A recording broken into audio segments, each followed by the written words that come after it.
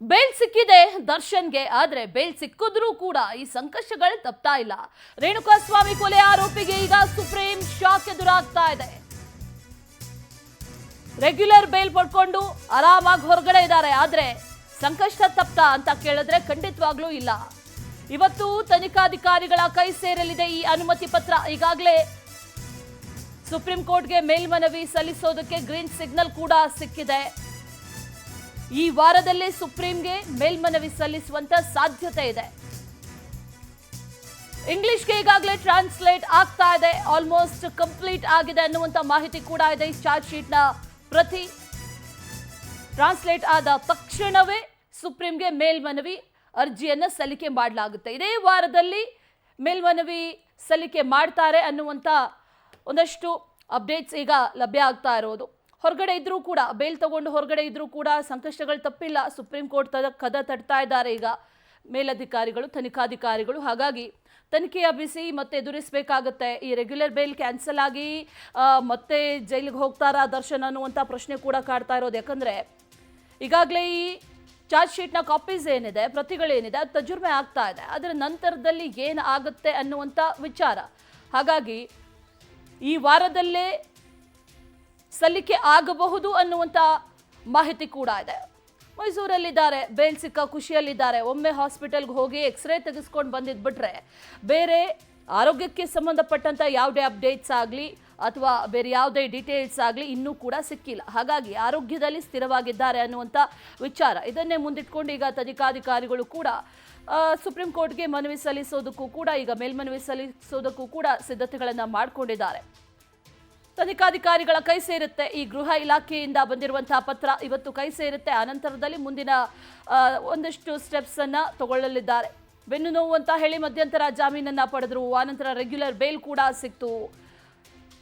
1.5 ತಿಂಗಳಾಗ್ತಾ ಬಂತು ಈ ಮಧ್ಯಂತರ ಜಾಮೀನನ್ನ ಪಡ್ಕೊಂಡು. ಆನಂತರ ಇಮಿಡಿಯೇಟ್ ಸರ್ಜರಿ ಆಗ್ಬೇಕಂತ ಇದ್ರು ಕೂಡ ಯಾವುದೇ ಸರ್ಜರಿಗಳು ಆಗಿಲ್ಲ. ಮೈಸೂರ ಅವರ ಫಾರ್ಮ್ ಹೌಸ್ನಲ್ಲಿ ಆರಾಮಾಗಿದ್ದಾರೆ. ಒಮ್ಮೆ ಆಸ್ಪತ್ರೆಗೆ ಹೋಗಿ ಬಂದರು ಮೈಸೂರಲ್ಲಿ.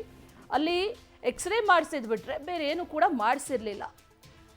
ಹಾಗಾಗಿ ಈಗ ರೆಗ್ಯುಲರ್ ಬೇಲ್ ಪಡೆದು ಆರಾಮಾಗಿರೋದ್ರಿಂದ ಸುಪ್ರೀಂ ಕೋರ್ಟ್ಗೆ ಮೇಲ್ಮನವಿ ಸಲ್ಲಿಸಿದ ನಂತರದಲ್ಲಿ ಏನಾಗುತ್ತೆ, ಬೇಲ್ ಕ್ಯಾನ್ಸಲ್ ಆಗಿ ಆ ನಂತರದಲ್ಲಿ ಮತ್ತೆ ಜೈಲು ಸೇರ್ತಾರಾ ಅನ್ನುವಂಥ ಆತಂಕ, ಪ್ರಶ್ನೆ ಎಲ್ಲವೂ ಇದೆ. ಹಾಗಾಗಿ ಸಂಕಷ್ಟ ದರ್ಶನ್ ಸುತ್ತಾ ಇದೆ. ಸುಪ್ರೀಂ ಕೋರ್ಟ್ಗೆ ಮೇಲ್ಮನವಿಯನ್ನು ಸಲ್ಲಿಕೆ ಮಾಡಬೇಕು ಅಂತ ಈಗಾಗಲೇ ತನಿಖಾ ತಂಡ ಪ್ಲಾನ್ ಕೂಡ ಮಾಡಿಕೊಂಡಿದೆ. ಗೃಹ ಇಲಾಖೆಗೆ ಅನುಮತಿ ಕೋರಿ ಪತ್ರವನ್ನು ಕೂಡ ಪೊಲೀಸರು ಬರೆದಿದ್ರು.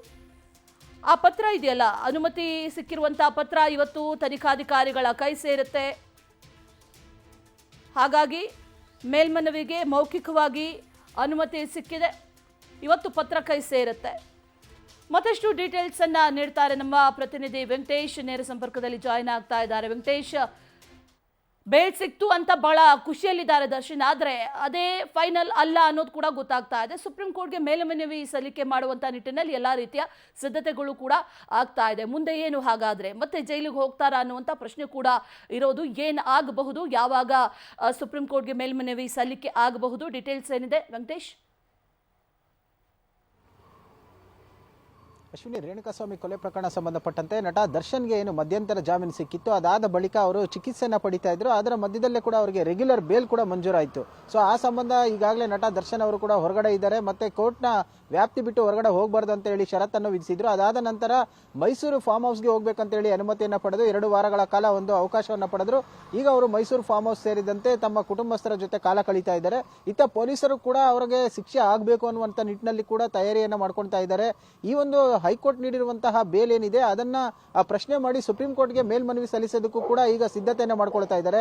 ಆ ಹಿನ್ನೆಲೆಯಲ್ಲಿ ಈಗಾಗಲೇ ಏನು ಒಂದು ಚಾರ್ಜ್ ಶೀಟ್ ಏನಿತ್ತು ಅದನ್ನ ಇಂಗ್ಲಿಷ್ಗೆ ತರ್ಜುಮೆ ಮಾಡೋದಕ್ಕೋಸ್ಕರವಾಗಿ ಸುಪ್ರೀಂ ಕೋರ್ಟ್ಗೆ ಕೂಡ ಕೆಲವು ಏನೋ ಒಂದು ಕಡತಗಳಿತ್ತು, ಅದನ್ನ ಕಳಿಸಿದ್ರು. ಅದು ಕೂಡ ಈಗ ಕಂಪ್ಲೀಟ್ ಆಗಿರುವಂತದ್ದು. ಅದರ ಬೆನ್ನಲ್ಲೇ ಈಗ ಗೃಹ ಇಲಾಖೆಗೂ ಕೂಡ ಪೊಲೀಸರು ಕೂಡ ಒಂದು ಪತ್ರವನ್ನು ಬರೆದಿದ್ರು. ಅಂದ್ರೆ ಸುಪ್ರೀಂ ಕೋರ್ಟ್ಗೆ ಮೇಲ್ಮನವಿಯನ್ನು ಸಲ್ಲಿಸೋದಕ್ಕೆ ಅನುಮತಿಯನ್ನು ಕೇಳಿದ್ರು. ಅದಕ್ಕೆ ಗ್ರೀನ್ ಸಿಗ್ನಲ್ ಕೂಡ ಸಿಕ್ಕಿತ್ತು. ಮೌಖಿಕವಾಗಿ ಈಗ ಅವರಿಗೆ ಆದೇಶವೂ ಕೂಡ ಬಂದಿದೆ, ಸಲ್ಲಿಸಿ ಅಂತ ಹೇಳಿ. ಈಗ ಅದು ಆದೇಶ ಪತ್ರ ಕೈ ಸೇರಬೇಕು. ಇವತ್ತು ಒಂದು ಪತ್ರ ಕೂಡ ಕೈ ಸೇರುವ ಸಾಧ್ಯತೆ ಇದೆ. ಆ ಹಿನ್ನೆಲೆಯಲ್ಲಿ ಈ ಒಂದು 2 ದಿನಗಳ ಒಳಗಾಗಿ ಸುಪ್ರೀಂ ಕೋರ್ಟ್ಗೆ ಮೇಲ್ಮನವಿ ಸಲ್ಲಿಸೋದಕ್ಕೂ ಕೂಡ ಈಗ ಸಿದ್ಧತೆಗಳನ್ನು ಮಾಡ್ಕೊಳ್ತಾ ಇದ್ದಾರೆ. ಈಗ ಹೈಕೋರ್ಟ್ನಲ್ಲಿ ಏನು SPP ಆಗಿದ್ದಂತ ಪ್ರಸನ್ನ ಕುಮಾರ್ ಅವರ ಬಳಿ ಕೂಡ ಈಗ ಸುಪ್ರೀಂ ಕೋರ್ಟ್ ನಲ್ಲಿ ವಾದ ಮಾಡೋದಕ್ಕೆ ಮುಂದಾಗಿರುವಂತಹ ಲೀಗಲ್ ಟೀಮ್ ಏನಿದೆ ಅವರಿಂದ ಕೆಲವು ಮಾಹಿತಿಗಳನ್ನು ಕೂಡ ಪಡೆದುಕೊಳ್ತಾರೆ ಮತ್ತು ಪೊಲೀಸ್ ಇಲಾಖೆಯಿಂದ ಬೇಕಾದಂತಹ ಅಗತ್ಯವಾದ ದಾಖಲೆಗಳು ಮತ್ತು FSL ವರದಿಯಲ್ಲಿರುವಂತಹ ಅಂಶಗಳೇನಿದೆ ಅದರ ಬಗ್ಗೆ ಕೂಡ ಕುರಿತು ಚರ್ಚೆಯನ್ನು ಮಾಡುವ ಸಾಧ್ಯತೆಗಳು ಕೂಡ ಇದೆ.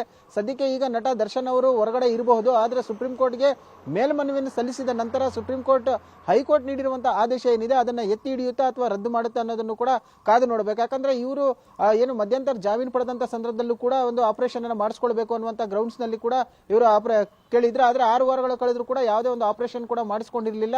ಸೊ ಆ ನಿಟ್ಟಿನಲ್ಲಿ ಕೂಡ ಅದನ್ನ ಪ್ರಶ್ನೆ ಮಾಡಿ ಸುಪ್ರೀಂ ಕೋರ್ಟ್ಗೆ ಮೇಲ್ಮನವಿ ಸಲ್ಲಿಸುವ ಸಾಧ್ಯತೆ ಇದೆ.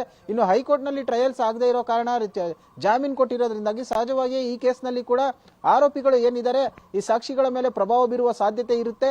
ಹಾಗಾಗಿ ಈ ಸಾಕ್ಷಿಗಳನ್ನು ಕೂಡ ಹೆದರಿಸುವ ಮತ್ತು ತಿರುಚುವ ಸಾಧ್ಯತೆ ಇರೋದ್ರಿಂದಾಗಿ ಬೇಲೆನ ಕ್ಯಾನ್ಸಲ್ ಮಾಡಬಹುದು ಅನ್ನುವಂತ ನಿಟ್ಟಿನಲ್ಲಿ ಕೂಡ ಕೆಲವು ಅಂಶಗಳನ್ನು ಮುಂದಿಟ್ಕೊಂಡು ಸುಪ್ರೀಂ ಕೋರ್ಟ್ ನಲ್ಲಿ ವಾದ ಮಾಡುವ ಸಾಧ್ಯತೆ ಇದೆ. ಅಂದ್ರೆ ಈ ಒಂದು ಅಂಶಗಳನ್ನ ಪರಿಗಣನೆಗೆ ತೆಗೆದುಕೊಳ್ಳುತ್ತಾ ಅಥವಾ ಎಲ್ಲ ಕೇಸ್ಗಳಂತೆ ಕೂಡ ಇದನ್ನು ಕೂಡ ಏನು ಹೈಕೋರ್ಟ್ ಕೊಟ್ಟಿರುವಂತಹ ತೀರ್ಪೇನಿದೆ ಅದನ್ನೇ ಎತ್ತಿ ಹಿಡಿಯುತ್ತಾ ಅನ್ನೋದನ್ನು ಕೂಡ ಕಾದು ನೋಡಬೇಕು. ಒಂದು ವೇಳೆ ಏನಾದ್ರೂ ಸುಪ್ರೀಂ ಕೋರ್ಟ್ ಹೈಕೋರ್ಟ್ ನ ಜಾಮೀನನ್ನ ವಜಾ ಮಾಡಿದ್ದೆ ಆದ್ರೆ ನಟ ದರ್ಶನ್ ಅವರು ಬಳ್ಳಾರಿ ಜೈಲಿಗೆ ಹೋಗಬೇಕಾಗಿರುವಂತದ್ದು ಕೂಡ ಮುಂದಾಗಬಹುದು.